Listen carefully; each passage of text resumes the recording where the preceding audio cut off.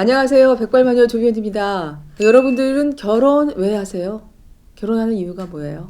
그러면은 굉장히 많은 분들이 행복하려고 결혼한다. 이렇게 대답하실 것 같아요.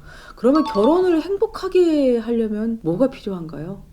어떤 분은 뭐 사랑, 이해, 존중 뭐 이런 말씀 하시겠죠. 그죠? 그리고 또 아주 솔직한 분들은 돈 이렇게 얘기할 수 있을 것 같습니다. 맞아요. 다 행복한 결혼 생활에 필요한 것들이 맞습니다.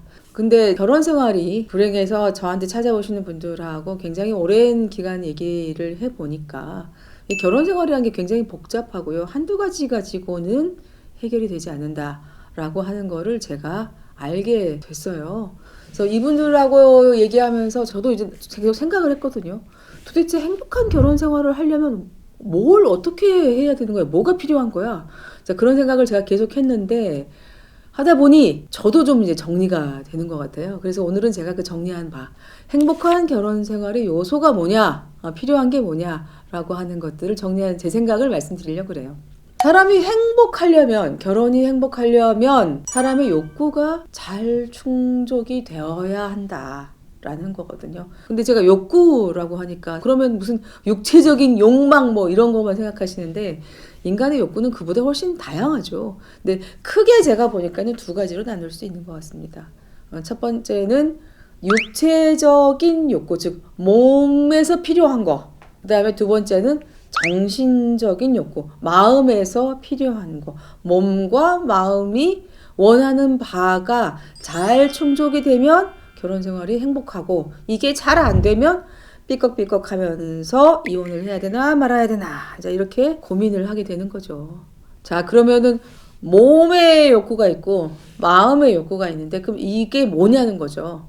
제가 생각하기에 몸의 욕구는 크게 세 가지가 있습니다. 뭐예요? 밥, 그 다음에 자는 거, 그 다음에 성욕, 이 세 가지예요. 예전에 결혼이 생존 자체하고 아주 밀접하게 연결됐을 때는 사실은 몸의 욕구가 잘 해결이 되면 결혼 생활은 거의 해결이 됐습니다. 요즘은 현대는 그렇지는 않아요. 왜? 이게 먹고 사는 문제는 기본적으로 해결했기 때문에 이 정신적인 욕구도 그만큼 더 중요하거든요. 그래서 마음의 욕구도 잘 충족이 돼야 되는데 이 마음은 사실은 몸보다 훨씬 복잡해요. 너무 많은 욕구가 존재하는데 제가 그 중에서 꼭 필요하다고 생각하는 거 세 가지 뽑았습니다. 야, 이번에도 역시 세 개. 좋다, 그죠? 그 세 개가 뭐냐면 첫 번째는 저는 평온의 욕구라고 생각해요. 이 결혼이라고 하는 제도의 속성상 변화무쌍한 거하고는 어울리지 않는다. 평온의 욕구가 중요하다. 두 번째는 사랑받고 싶다는 욕구가 중요합니다.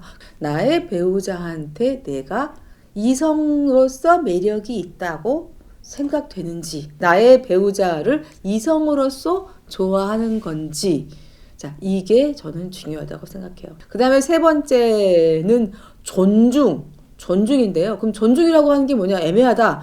제 생각에 이 존중은 뭐냐면 결혼 생활에서 성적인 매력만 중요한 게 아니잖아요. 또 이게 기능적인 역할이 있잖아요. 엄마와 아빠가 돼야 되고, 또 살림도 해야 되고, 뭐 집안일도 해야 되고, 뭐 돈도 벌어야 되고, 이런 기능적인 역할, 그리고 또 그 외에 가족들과의 관계에서 며느리나 뭐 사위로서의 역할이라던가, 자, 이런 기능적인 역할을 그 사람이 얼마나 잘 하고 있느냐에 대한 인정, 저는 이게 존중인 것 같거든요. 자, 그래서 두 종류의 욕구가 거의 비슷한 정도로 중요합니다. 육체적인 욕구만 잘 해결돼도 안 되고 정신적인 욕구만 잘 해결돼도 안 돼요. 한쪽이 비어 있으면 결국 문제를 일으키거든요. 그러니까 제가 생각하기에는요, 행복한 결혼 생활이라고 하는 거는 새가 나는 상태랑 비슷한 것 같아요. 새는 두 날개로 하늘을 납니다.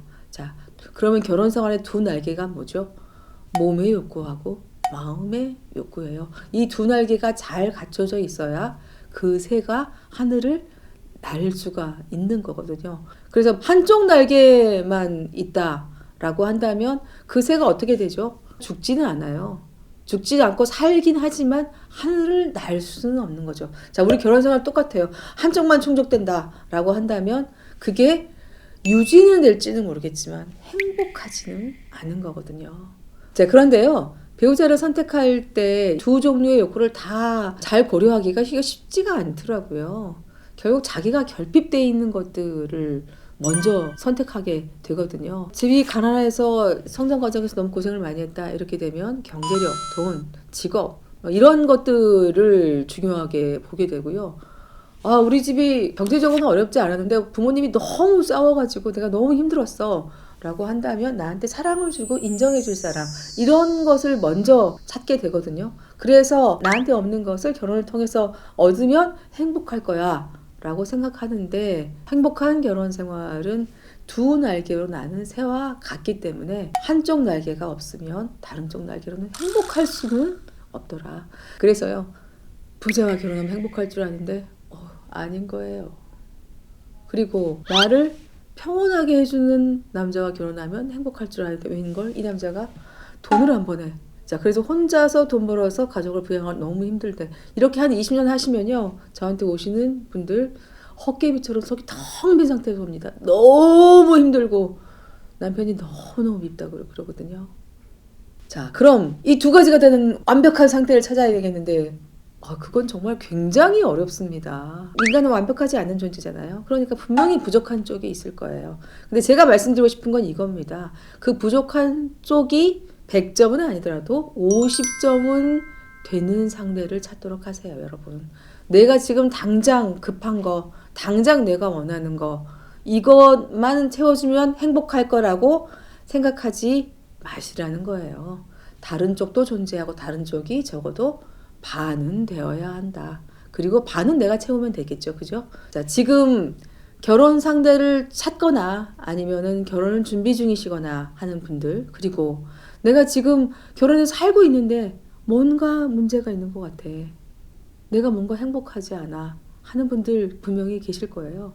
자, 지금 제가 말씀드린 이 6가지 요소를 가지고 본인과 상대방 그리고 나의 결혼 생활을 한번 점검해 보시면 어떨까요? 이 6가지 욕구가 잘 충족이 되고 있는지 한번 살펴보시기 바랍니다. 도움이 되셨으면 좋겠어요. 안녕. 오늘 동영상 마음에 드셨다면 구독, 좋아요, 알림 설정 부탁드려요. 하지만요, 사실은 안 하셔도 돼요. 저는 늘 있으니까 필요하실 때 찾아주세요. 안녕.